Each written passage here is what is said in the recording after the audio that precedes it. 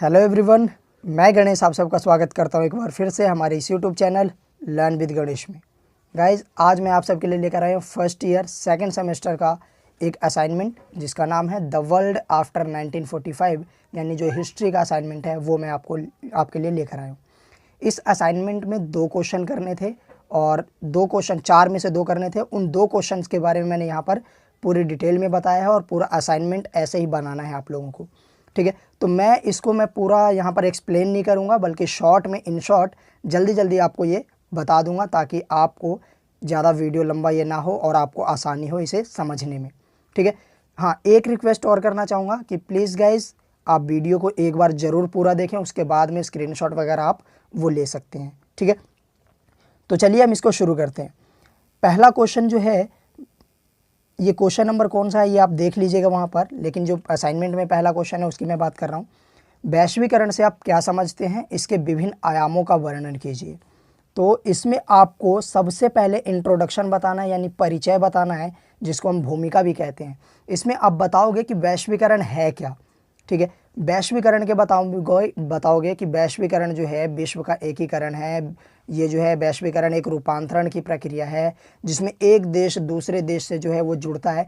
ये सारी चीज़ें आप इसमें बताओगे, ठीक है, जिसमें वस्तुओं का, सेवाओं का, पूंजी का एक स्थान से दूसरे स्थान पर आवागमन या आवाजाही जो है होता है, ठीक है। उसके बाद में वैश्वीकरण का इतिहास बताओगे कि वैश्वीकरण का जो इतिहास रहा है वो कैसा रहा है। वैश्वीकरण क्या 21वीं शताब्दी की देन है या 20वीं शताब्दी की देन है, या वैश्वीकरण पहले भी प्राचीन काल से भी चलता आ रहा है, इसके बारे में आप इसमें डिटेल में बताओगे।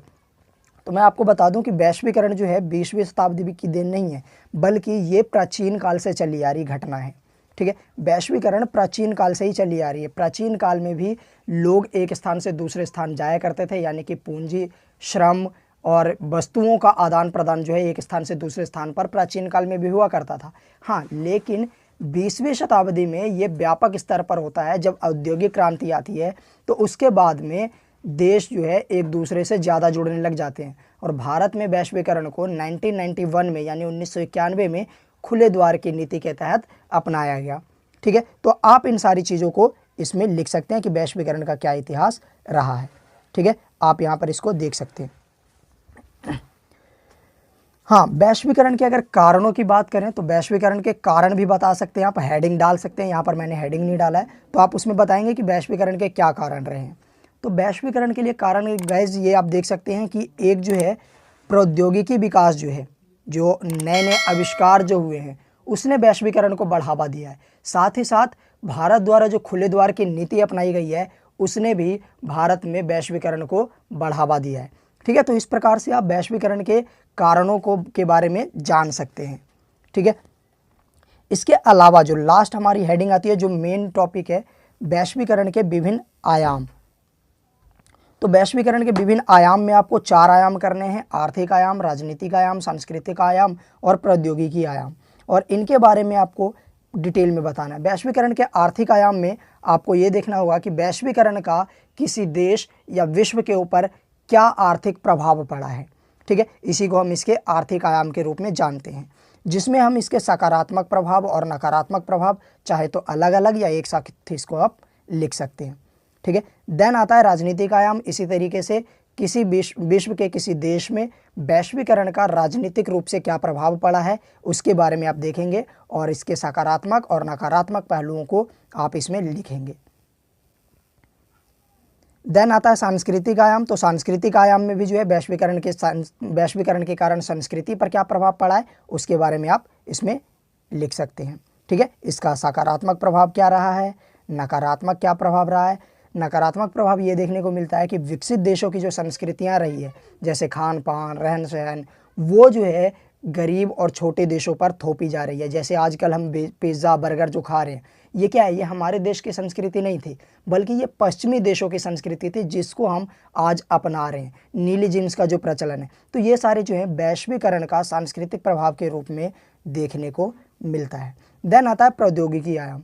प्रौद्योगिकी आयाम में जो है हम देखेंगे कि वैश्वीकरण के कारण प्रौद्योगिकी का आदान प्रदान किस प्रकार से हुआ है। हालांकि इसका एक बहुत बड़ा जो सकारात्मक प्रभाव ये पड़ा है कि पश्चिमी देशों में बनी तकनीकें गरीब और अल्प विकसित देशों में भी आसानी से पहुंच रही है वैश्वीकरण के कारण, क्योंकि जब वैश्वीकरण नहीं था तो जो मशीनें या जो प्रौद्योगिकी जो भी चीज़ें बनती थी पश्चिमी देशों में वो वहीं तक सीमित रह जाती थी और गरीब देशों तक नहीं पहुंच पाती थी, जिसका लाभ अल्प विकसित और विकासशील देशों को नहीं मिल पाता था। परंतु वैश्वीकरण के कारण प्रौद्योगिकी का आदान प्रदान भी बढ़ा है।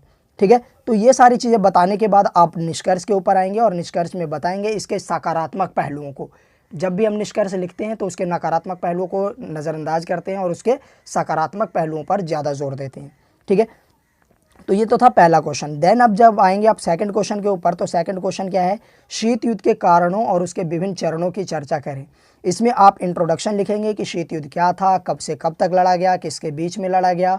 ठीक है, अमेरिका और सोवियत संघ जो दो महाशक्तियाँ थी उनके बीच में आया, ये उभर कर सामने आया, कब से शुरू हुआ और कब तक चला, इसके बारे में आप इंट्रोडक्शन में पूरी तरीके से बताएंगे। देन शीत युद्ध के क्या क्या कारण रहे हैं उसके बारे में आप यहाँ पर बताएंगे। तो शीत युद्ध के कारण जो है यहाँ पर देख सकते हैं, विचारधारात्मक अंतर, एक दूसरे के प्रति गलत प्रचार, द्वितीय मोर्चा का ना खोलना। आप इसको स्क्रीनशॉट लेके एक बार वीडियो देख के स्क्रीनशॉट ले सकते हैं। युद्ध के उद्देश्यों में अंतर, सोवियत संघ द्वारा याल्टा सम्मेलन का उल्लंघन, अन्य कारण, बहुत सारे ऐसे कारण रहे हैं। देन आप शीत युद्ध के विभिन्न चरण को देखें तो शीत युद्ध के 5 चरण रहे हैं और 5 चरण में अलग अलग घटनाएं घटित हुई है। तो हर एक चरण को लिखते हुए आप उसकी घटनाओं का भी उल्लेख यहाँ पर आप करेंगे। पहला चरण, दूसरा चरण, तीसरा चरण। तीसरा चरण जो है 1963 से 1979 तक था। चौथा चरण 1979 से 1985 और पांचवा चरण जो अंतिम चरण था 1985 से 1991 तक। और यहाँ पर शीत युद्ध का अंत होता है सोवियत संघ के विघटन के साथ।